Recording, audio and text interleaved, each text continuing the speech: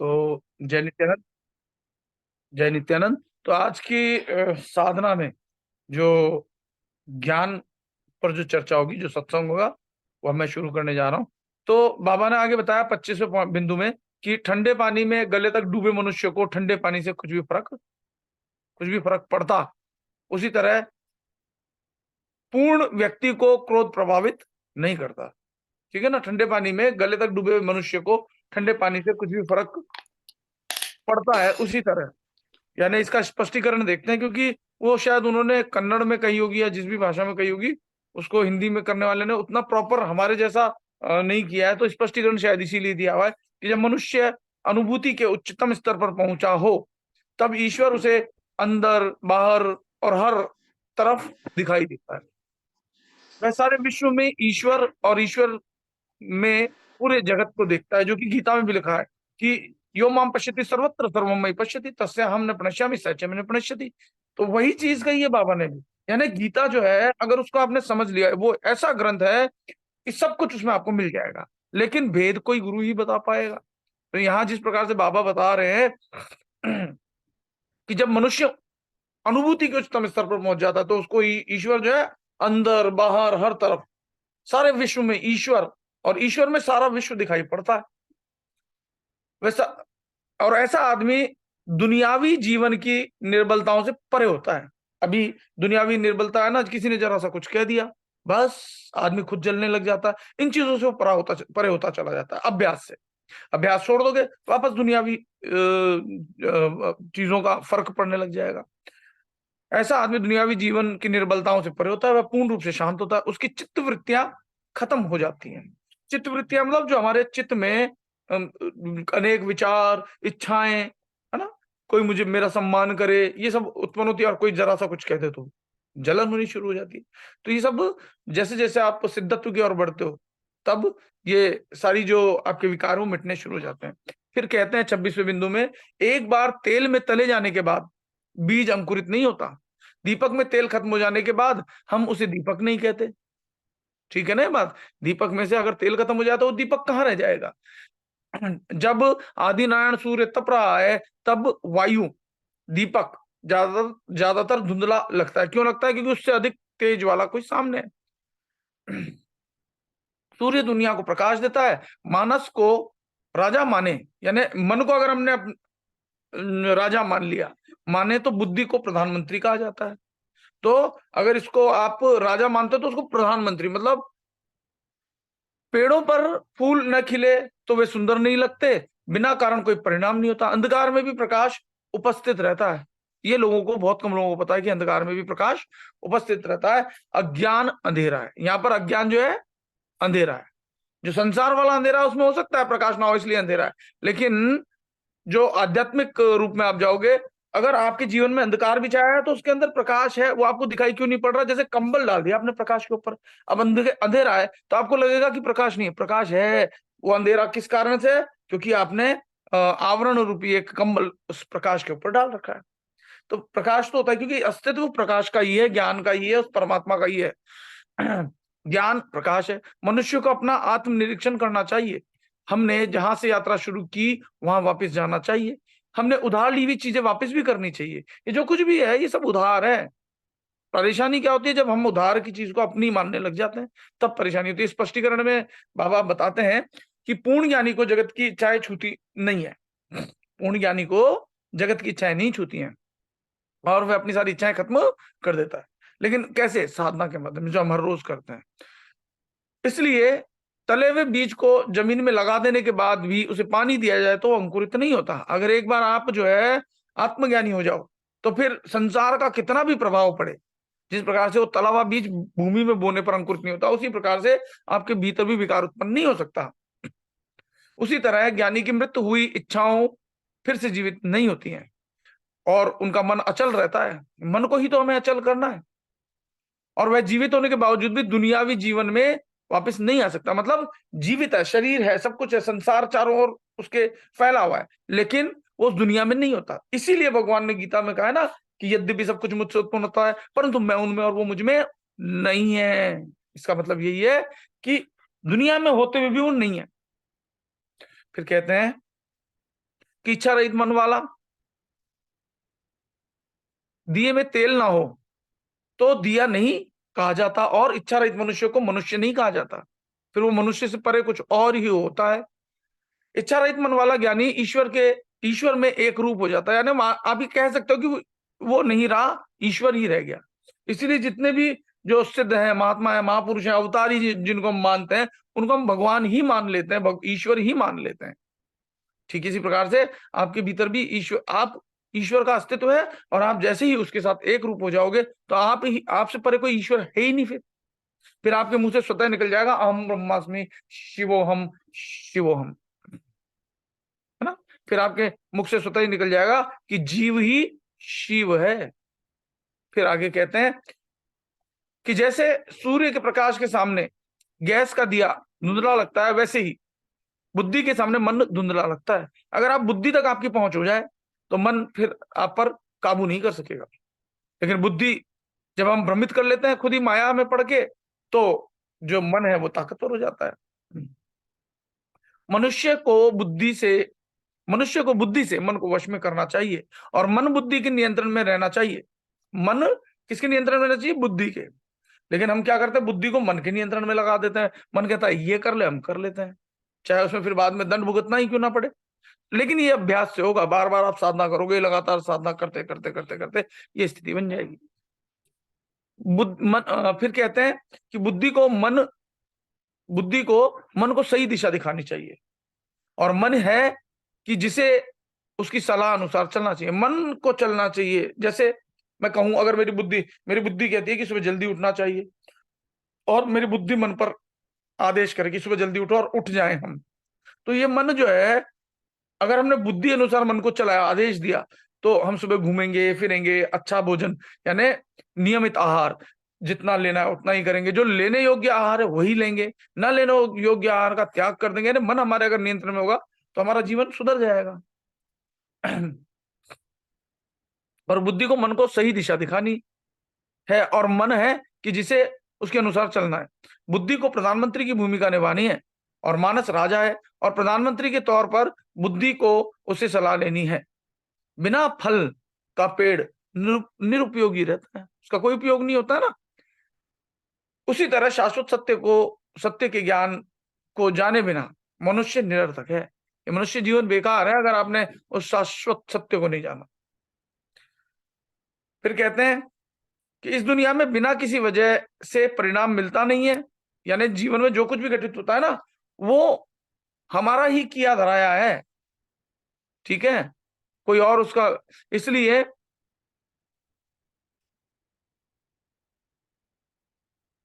इस दुनिया में बिना किसी वजह से कुछ भी नहीं घटित होता, हर चीज का एक कारण होता है। फिर कह रहे हैं ईश्वर भी सृजन की वजह है, और उसका परिणाम दुनिया है। ईश्वर जो है वो, उसका सृजन क्या है?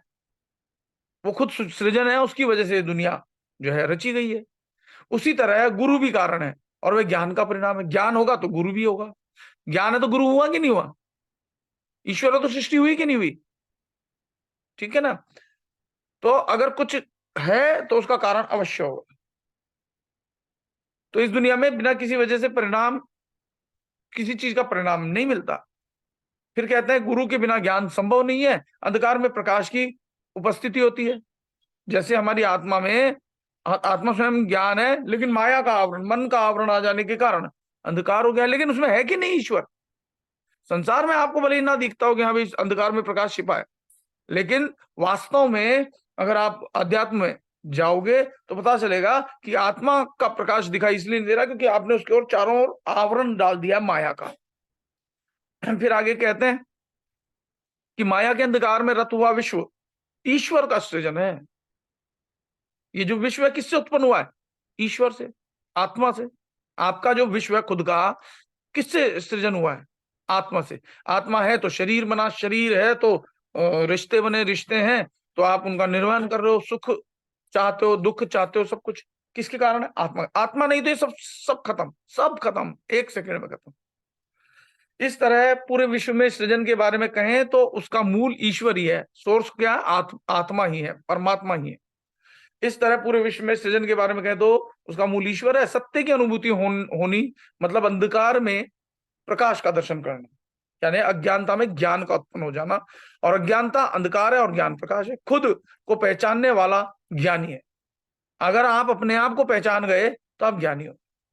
जहां से हमने जन्म लिया उसी जगह में वापस जाना, वही हमारा मूल फर्ज है। जन्म से मतलब यहाँ ये है कि हम आनंद स्वरूप थे और हमें वापस आनंद के साथ एक होना है। सभी चाहते तो आनंद है, लेकिन भूले में कि मैं हूं कौन। इस वजह से वो जो जिससे आनंद मिलता नहीं उसी को प्राप्त करके सोचते हैं कि मुझे खुशी मिल जाएगी। लोग सोचते हैं पैसा मिल जाएगा तो मैं खुश हो जाऊंगा, पर बताओ बड़े बड़े धनी क्या खुश हुए? लोग सोचते हैं कि मेरी शादी हो जाएगी तो मैं खुश हो जाऊंगा। जिनकी शादी नहीं हुई है, आप बिलीव नहीं करोगे। मैं जैसे एक जगह ऑडिट कर रहा था, तो उस व्यक्ति की शादी शायद 38 साल या 40 साल का होने वाला, अग्रवालों का है। बड़ा दुखी है, मेरे को फोन कर करके भी कहता है वैसा कोई हो तो बताना, कोई हो तो बताना, है ना। तो अग्रवालों में, बनियों में, तो उसकी शादी नहीं हो रही, वो इसी से ही दुखी है। शायद उसको लगता है कि मैं विवाह कर लूंगा तो सुखी हो जाऊंगा, जबकि अभी वो विवाह नहीं कर रहा तो ज्यादा सुखी है। जब विवाह कर लेगा तो और ज्यादा दुख उत्पन्न हो जाएंगे। फिर कहते हैं कि हमारा जन्म स्थान ईश्वर है। जो हमारा ये उत्पन्न हुआ है शरीर, वो ईश्वर की वजह से है, आत्मा की वजह से हुआ है। आत्मा नहीं तो ये शरीर नहीं, कुछ भी नहीं। शरीर छोड़ो, कुछ भी नहीं। ना रिश्ते हैं, ना नाते हैं, ना पिता है, ना माता है, ना मकान है, ना तो कुछ भी तो नहीं है। तो आत्मा है, तो जो कारण है उस तक पहुंचना है हमें। वहीं से हमारा जन्म हुआ है। उसी को जब जब तक हम नहीं जान लेंगे, हमें शांति नहीं मिल सकती। फिर कहते हैं आत्मा हमें ईश्वर की ओर से मिला अमूल्य तोहफा है। ठीक है ना। आत्मा ईश्वर की ओर से मिला हुआ अमूल्य तोहफा है, जिसे शुद्ध ईश्वर भाव से वापस करना हमारा फर्ज है। यानी अब यहाँ आत्मा तो कह दिया, परंतु वास्तविकता में अगर आप देखो तो यहाँ वो जीवात्मा के लिए कह रहे हैं। शिव उसका मूल स्वरूप है, जीव उसका तोहफा है। ठीक है ना।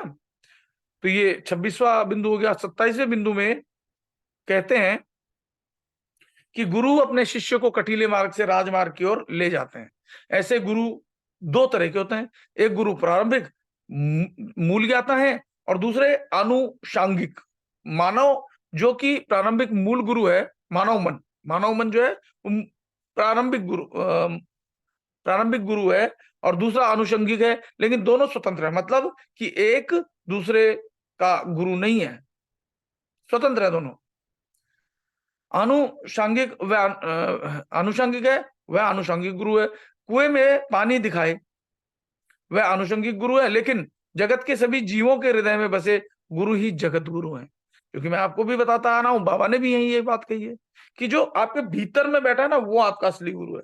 और जो बाहर बता रहा है कि देखो कुएं में पानी है, जैसे मैं आपको भी रास्ता बता रहा हूं, तो मैं एक गुरु जो है आनुषंगिक है, और दूसरा प्रारंभिक मूल गुरु है। ठीक है ना। फिर आगे कहते हैं कि कुएं में जो पानी दिखा वो आनुषंगिक गुरु है। तो मैं यहाँ पे, अगर आप मुझे देखना चाहो तो आनुषंगिक गुरु हुआ, मूल गुरु आपके भीतर ही बैठा है। लेकिन जगत के सभी जीवों के हृदय में बसे गुरु ही जगत गुरु हैं। फिर कहते, स्पष्टीकरण में है कि सदगुरु वही है जो मनुष्य को जगत के कटीले मार्ग से आध्यात्म के राजमार्ग पर ले जाते हैं। ठीक है ना। तो प्रयास तो मेरा भी वही है ना, कि आपको जगत के जो कटीले मार्ग हैं, जिसमें दुख ही दुख भरा है, सुख केवल एक बूंद मात्र है, पड़ी थोड़ी सी राहत मिली और फिर दुख बहुत लंबा, तो आध्यात्म के राजमार्ग पर ले जाते हैं। सदगुरु वही होते हैं। ऐसे सदगुरु दो तरह के होते हैं। ये स्पष्टीकरण में, एक प्रारंभिक मूल और दूसरे आनुषंगिक। मानव मन मूल गुरु है, जो कि मनुष्य के अच्छे बुरे दोनों के लिए जिम्मेवार है। अब मैंने जैसे बताया कि अगर आप प्राणों को साध लो और मन निर्मल हो जाए, तो हनुमान की तरह वो गुरु हो गए आपके मूल गुरु। और वही मन को अगर आपने साधा नहीं, तो वो हो गया रावण रूपी असुर, जो कि आपके जो शांति है, जो जीव है, उसकी जो शांति है उसको पकड़ करके ले जाता है। तो आनुषंगिक गुरु या गुरु मनुष्य को सही मार्ग की ओर ले जाता है। वही आनुषंगिक गुरु या गुरु मनुष्य को सही मार्ग की ओर ले जाता है, वही आनुषंगिक गुरु है। और ईश्वर जो कि सृष्टि का सृजन करता है, वह सभी जीवों में बसता है, और वह जगत गुरु है। ठीक है। सभी के मन में बसता है। तो पहले मन को साधना होगा, क्योंकि मन के भीतर जब तक नहीं जाओगे तो मन सधेगा नहीं। मन के भीतर वो खुद परमात्मा जीव रूप में बैठा है, और जीव के भी भीतर जाओगे तो परमात्मा वही है। फिर 28वां ले लेते हैं। उसमें बाबा कह रहे हैं कि लोग गुरु का शरीर देखकर उन्हें गुरु भाव से पूजते रहते हैं। माला के मोती गिनने से या पादुकाओं पहन के घूमने से गुरु नहीं बना जा सकता। गुरु ब्रह्म ज्ञानिनी बातें करें, अनेक विध प्रकार के पत्थर शिष्यों को दे, तो भी वह सच्चा गुरु नहीं है। अब देखो बाबा की बात अपने जो शुरुआत में जैसे करते ना, ये यंत्र वो यंत्र ये पत्थर के टुकड़े वाली बात आ गई है। नित्यानंद बाबा ने कहा है कि चाहूं तो मैं भी कर सकता हूं ना, यंत्र ये वो। हाँ, शुरुआती लोगों को करने के लिए करना पड़ेगा, वो एक अलग बात है। लेकिन अब मैं आपको इतना ज्ञान हो जाने के बाद भी अभी वो बेचता रहा हूं कि श्री यंत्र ले लो, वो ले लो, ये ले लो, ये माला ले लो, ये ले लो, ये कार्ड ले लो, वो फलाना ले लो, ये वो ले लो, क्या कहते हैं, डाउजर ले लो। अरे इन सब चीजों से लेना क्या है? ये तो इसलिए किया जाता है सच्चे गुरु द्वारा कि एक बार खिंच के आ जाए आदमी, फिर उसको सही ज्ञान दिया जा सके। बाकी ये जो दे रहा है वो उसको गुरु ही नहीं कहा। यहाँ पर तो लोग गुरु का शरीर देखकर उन्हें गुरु भाव से पूछते रहते हैं। माला के मोती गिनने से या पादुकाओं को पहनकर घूमने से गुरु नहीं बना जा सकता। गुरु ब्रह्म ज्ञानानी बातें करे, अनेक विध प्रकार के पत्थर शिष्यों को दे, तो वह सच्चा गुरु नहीं है। साफ कह दिया है नित्यानंद बाबा ने, हमारे बाबा के बाबा ने कह दिया है, हमारे दादा गुरु, हमारे बड़े बाबा ने कहा है।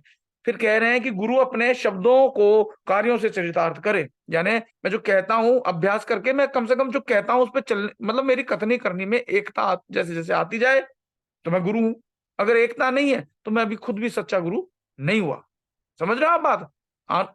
आनुषंगिक गुरु और मूल गुरु समझ रहे हो ना? मूल गुरु आपके भीतर, आनुषंगिक गुरु बाहर। गुरु और आनुषंगिक गुरु में भी क्या है, जो सच्चा गुरु नहीं है वो यहाँ बता दिया है कि आनुषंगिक गुरु जिसको आप मान बैठे और वो आपको केवल बाहर के पत्थर पूजा आदि या कुछ वो दे रहा है, तो वो सही गुरु नहीं है, सच्चा गुरु नहीं है। लिखा है, आप पढ़ लेना, पेज नंबर 23 और 24 पे लिखा हुआ है। गुरु अपने शब्दों को कार्य से चरितार्थ करे तो ही वे सच्चे गुरु हैं, और प्रथम अनुभव करे और अनुभूति के बाद दूसरों को ज्ञान देना शुरू करे। तो ये बात है। तो स्पष्टीकरण में भी हम देख लेते हैं क्या कह रहे हैं कि लोग आमतौर पर सोचते हैं कि गुरु का बाह्य देह गुरु है। बहुत सारे हैं अभी जो शिव योग में भी हैं, जिनको भीतर से ज्ञान नहीं हुआ, वो बाह्य गुरु की तरफ दौड़ रहे हैं। बाबा जी वहां है, वहां दौड़ रहे हैं, ईशान भैया का वहां शिविर दौड़ रहे हैं। अरे अपने भीतर के बाहर के गुरु से ज्ञान लेकर के भीतर के मूल गुरु से संबंध बनाओ और मूल गुरु से धीरे धीरे भीतर प्रवेश करो, तो आपको आपका जीवात्मा से दर्शन होंगे। जीवात्मा के भीतर भी जब आप प्रवेश कर जाओगे, जो गिफ्ट रूप में मिला है, यहाँ जो कह रहे हैं ना, भगवान का अमूल्य तोहफा है ये आत्मा यानी जीव, उसके भी भीतर जब प्रवेश कर जाओगे तो पाओगे कि अरे सब कुछ तो वही है। तो कह रहे हैं कि सदगुरु बनने के लिए मनुष्य को अपने आत्म तत्व को पहचानना चाहिए। मैं भी तो आपको सदगुरु बनने के लिए ही तो कह रहा हूं, अपने आत्म तत्व को जानो। मानव मन के साथ बाह्य आवरण को संबंध नहीं, यानी मानव मन का जो बाह्य संबंध बनाते हैं ना, रिश्ते नाते, धीरे धीरे उनसे संबंध विच्छेद हो जाए। संसार में भले हमारा संबंध बना रहे, लेकिन भीतर से हमारा आसक्ति ना हो। हाँ रचना जी कुछ पूछना चाह रहे हो? अच्छा ठीक है, ओके। तो फिर कहते हैं कि गुरु बनने के लिए वचन और कर्म का एक क्या आवश्यक है, जो मैं कहूं वही मैं करूं भी तो मैं गुरु हूं। ऐसे ही अगर आप भी गुरु पद की ओर बढ़ना चाह रहे हो तो अभ्यास करो कि जो मैं कह रहा हूं वही मैं करूं, और कह के आ रहा हूं धार्मिक बातें हो, धर्म पे चलने वाली बातें हो। वो कैसे आएगी? आपकी आत्मा आपको बताएगी, आप ध्यान करो। फिर कह रहे हैं कि मतलब कि जो बोले वही करे और वही बोले, ब्रह्म ज्ञान की बातें करे और शिष्यों को अनेक विध प्रकार के रत्न दे, तो वो गुरु नहीं है। बातें तो करें हम भगवान की और फिर उनको भगवान प्राप्ति की बताएं कि ये ले लो, ये रत्न ले लो, ये वो ले लो, तो वो सच्चा गुरु नहीं है। ये कह रहे हैं यहाँ पर सदगुरु वही है जो उन्हें सिद्ध किया हुआ ज्ञान अपने शिष्य को दे, और वही सिखाना तब शुरू करे जब उन्होंने ज्ञान को अनुभव सिद्ध किया हो। बात यहां तक समझ में आ गई होगी सभी के। फिर आगे हम बढ़ते हैं कि फिर बाबा कहते हैं 29 में कि जिस गुरु ने अपना देह भाव मिटा दिया, जब तक देह भाव में है तब तक वो गुरु है ही नहीं। देह भाव मिटा दिया वही सच्चे गुरु हैं और गुरु कहलाने लायक हैं, और ऐसे गुरु से ऊपर कोई गुरु नहीं है। ऐसे गुरु ईश्वर का स्वरूप है और ईश्वर ही ऐसे गुरु हैं। ठीक है ना? साकार स्वरूप जो परमात्मा का अगर आप कहो तो ये गुरु ही होता है, जो शरीर में दिखता है पर शरीर नहीं है वो। क्योंकि वो खुद ही शरीर भाव में नहीं होते, शरीर होते हुए भी शरीर के भाव से परे होते हैं। स्पष्टीकरण में कहते हैं कि देह भाव को पूर्ण रूप से मिटा देने वाले ही गुरु बनने योग्य हैं। ऐसे गुरु ईश्वर के समीप होते हैं। अज्ञानी लोग ईश्वर और गुरु के बीच में फर्क देखते हैं। जैसे कि बाबा जी ने कहा ना, गुरु भगवान नहीं है। अरे गुरु भगवान हो जाता है, लेकिन जब स्वयं को मिटा करके भगवान में ही प्रवेश कर जाए। यहाँ ये कह रहे हैं 29 बिंदु है, आप पढ़ो, ठीक है ना। तो ऐसे गुरु ईश्वर के समीप होते हैं। अज्ञानी लोग ईश्वर और गुरु के बीच में फर्क देखते हैं। शक्कर दूध में घुल जाती है या नमक पानी में पिघल जाता है, उसी तरह ऐसे गुरु ईश्वर में विलीन हो जाते हैं। इसलिए ऐसे गुरु और ईश्वर में कोई भेद नहीं रहता। समझ में आ रही है सब लोगों को? हाँ जी या ना जी? आ रही है ना? चलिए, मैं 29 तक लूं या और भी ले लूं? कोई बताना चाहे और लूं तो बोल सकते हो। ऐसे का मतलब ले लूं, ऐसे कर दो। अगर ले लूं तो ऐसे कर दो। ओके, चलिए। तो 30 में कह रहे हैं बाबा कि शक्कर का स्वाद जीवा पर रखने पर ही प्राप्त होता है। शक्कर को जीवा से अलग रखें तो उसकी मिठास अनुभव नहीं होती। हजारों साल तक राम कृष्ण गोविंद जाप करने से मुक्ति मिलती नहीं है। देखो, बाबा भी तो वही कह रहे। पहले आप लोगों को किसी को शायद हो सकता है जो नित्यानंद बाबा को मानते हैं, वो कबीर साहब की बातों से मैच कर रही हैं बातें। कह रहे हैं कि हजारों साल तक रामकृष्ण गोविंद का जाप करने से मुक्ति नहीं मिलती। जो मनुष्य हृदय की समझ से जाप करता है, हृदय की समझ से, तो ही मुक्ति प्राप्त होती है। तो स्पष्टीकरण क्या दे रहे हैं कि हम किसी दुनियावी चीज का अनुभव करते हैं तो ही उसके स्वाद का पता चलता है। शक्कर जीभ पे डाली तो पता चल जाएगा, बाहर रखी है शक्कर है तो थोड़ी ना मीठा मीठा मुंह होगा। यानी उसको ग्रहण आचरण में लाना होगा। फिर कहते हैं कि उसके बारे में सुनने या देखने से उसके सच्चे स्वरूप का ज्ञान नहीं मिलता। शक्कर का स्वाद उसे जीवा पर रखने से ही आता है। उसी तरह ईश्वर का नाम जब हजारों साल तक सिर्फ मुंह से करने से मुक्ति नहीं मिलती। ईश्वर की प्राप्ति और मुक्ति के लिए ये जरूरी है कि हृदय पूर्वक सच्ची समझ से ईश्वर का नाम स्मरण किया जाए। जो हम करते हैं, भीतर आत्मा में जाते हैं, भीतर के नाद को सुनते हैं, जब तक नहीं सुनाई देता हम या तो नाम जप करते हैं बाहरी मानसिक रूप से, या सांसों पर ध्यान लगाते हैं, या सांसों में ईश्वर के नाम का स्मरण करते हैं। फिर गाय का दूध एक और आगे चल रहा है 31। गाय का दूध कभी कड़वा नहीं होता। मनुष्य को मुक्ति प्राप्त करने के लिए रामेश्वरम बनारस नाम लिख दिए हैं। यहाँ तो रामेश्वरम बनारस जैसे तीर्थ धामों पर जाने की जरूरत नहीं है। मैंने आपको बताया ना हम जाते क्यों हैं।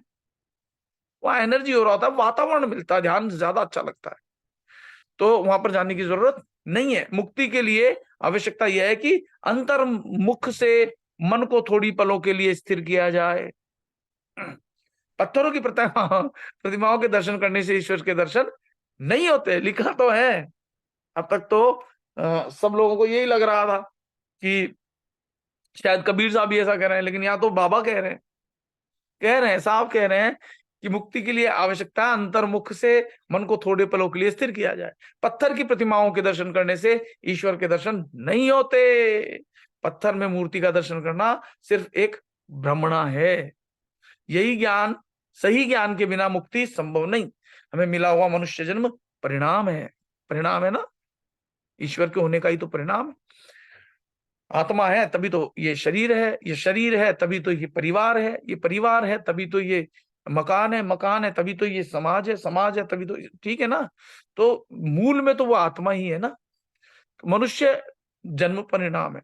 ईश्वर प्राप्ति के लिए फिर से प्रयास करना वह कारण है। हमें कारण और परिणाम की शुद्ध समझ प्राप्त करनी होगी। हमें अच्छे बुरे या झूठे की समझ प्राप्त करनी होगी। वही 2 अक्षर वाली बात अभी है ना। यह सब समझने के बाद शांति प्राप्त करनी चाहिए। तो स्पष्टीकरण में बाबा ने कहा है कि ईश्वर प्राप्ति गाय के दूध की तरह हरदम अमृत तुल्य है, वह सच्चित आनंद है। स्पष्ट शब्दों में कह दिया है, सच्चित आनंद है। गुरु हमें ईश्वर की प्राप्ति के मार्ग की ओर ले जा सकते हैं, है ना। तो ये कौन सा बताया था, आनुषंगिक कौन सा, ऐसा ही कुछ बताया था ना। ये गुरु भीतर मूल गुरु से जोड़ रहा है आपको। मूल गुरु से जुड़ जाओ, फिर आप खुद ही आपके भीतर के सच्चिदानंद से एक हो जाओगे, तो आप खुद ही सच्चिदानंद हो जाओगे। वह सच्चिदानंद है। गुरु हमें ईश्वर के प्राप्ति के मार्ग की ओर ले जा सकते हैं, पत्थर की प्रतिमा के आकार वे नहीं कर सकते। तीर्थ यात्रा करने से ज्ञान प्राप्त नहीं होता, लेकिन उसके लिए गुरु की प्रेरणा आवश्यक है। मनुष्य के मन रूपी मरकट का खेल दूर करना चाहिए, विवेक शक्ति बढ़ानी चाहिए। मिट्टी पत्थर की प्रतिमाओं के दर्शन ईश्वर के दर्शन नहीं है। कह तो रखा है, फिर हम मूर्ति या इसमें दर्शन, ठीक है, शुरुआत में समझ में आती है, ठीक है, बाद में समझो कि वास्तविक भक्ति क्या है। लिखा है चिदाकाश गीता, मैं झूठ बोलूं, आप उठा के देख लो, 26 नंबर पेज पे चल रहा हूं मैं अभी। पत्थर की प्रतिमाओं को ईश्वर समझना वह मन की भ्रमणा है। सही ज्ञान के बिना मुक्ति संभव नहीं है। हमने मनुष्य जन्म लिया है, वह परिणाम है, वजह है फिर से ईश्वर की प्राप्ति। हमने जो जन्म ले लिया उसका यही कारण है कि हमें वापस ईश्वर की प्राप्ति करनी है। हमें कारण परिणाम की समझ मनुष्य के जन्म के उद्देश्य और उसके अंत की समझ से पानी चाहिए। जीवन का उद्देश्य आत्मा की प्राप्ति से हो सकता है। हमें शुभ अशुभ सच्चे झूठे का विवेक पाना चाहिए। इन सभी बातों का ज्ञान पाकर शांति प्राप्त करनी चाहिए, जो कि जीवन का लक्ष्य है। और ले लेता हूं, मैं ये चाह रहा था राउंड फिगर हो जाए ना, 34 तक ले लेता हूं। घर की दीवारों को दरवाजे ना हो तो उसे घर नहीं कहा जाता। पानी को गर्म करने के लिए अग्नि अनिवार्य है। वायु के बिना अग्नि प्रज्वलित नहीं होती। आहार और नींद के बिना मनुष्य थोड़े दिन जी सकता है, लेकिन प्राणवायु के बगैर थोड़े पल जीना भी संभव नहीं है। ये बाबा जी भी कहा करते थे ना आपने, कि आप जो है भोजन के बिना कुछ दिन रह सकते हो, पानी के बिना कुछ घंटे रह सकते हो, और हवा के बिना कुछ मिनट रह सकते हो, लेकिन प्राण के बिना एक क्षण भी नहीं रह सकते हो। तो घर के लिए दरवाजे जरूरी है, अग्नि गर्मी के लिए जरूरी है, हवा से आग प्रज्वलित होती है। जिस तरह मानव के भौतिक शरीर के लिए आहार और निद्रा आवश्यक है, उसी तरह प्राण शरीर के लिए अनिवार्य है। प्राण के बिना जीवन संभव नहीं है। इसलिए भीतर अपने प्राणों को जागृत करने के लिए, प्राणों पर नियंत्रण बनाने के लिए प्राणायाम हम जो करते हैं, सांसों पर ध्यान, वही है। फिर कहते हैं जगत का नाश, मतलब उसे वायु में परिवर्तित करना। जगत का नाश कब होगा? पहले वायु में परिवर्तित करना होगा, पवन पुत्र बनना होगा। राजयोग ऐसे सिद्धांत का मूल है जिसमें सभी योनियां एक समान मानी जाती हैं। राजयोग में सभी योनियां एक समान है। क्या डॉगी, क्या मनुष्य, सब में वो परमात्मा ही देखा जाता है। वो राज योग है, ठीक है ना। राजयोग ऐसे सिद्धांत का मूल है जिसमें सभी योनियों को एक समान माना जाता है, और एकात्म के सिद्धांत का अनुसरण करें तो विभिन्न भेद बुद्धि मिट जाती है। जब तक भेद बुद्धि रहेगी मुक्ति संभव नहीं है। स्पष्टीकरण में कह रहे हैं जगत का नाश हो तो वह वायु में परिवर्तित हो जाता है, अर्थात पूरे आकाश में परिवर्तित हो जाता है, पूरे आकाश में। और राजयोग से एक ईश्वर का अनुभव होगा, इसलिए विभिन्न की भेद बुद्धि मिट जाएगी। ऐसा मानव ईश्वर के साथ एक रूप हो जाता है, दुनिया और उसके आकर्षणों से मुक्त हो जाता है। वह बाद में पूर्ण रूप से एकात्मवाद का रहस्य समझ जाएगा। और ये 34वां लेना हो ताकि 35 से हम शाम को कर सकें। तो 34th में कह रहे हैं अनंत, ब्रैकेट में ईश्वर में, यानी ईश्वर तो अनंत है, उसमें कोई अंतिम व्यक्ति या चीज नहीं है।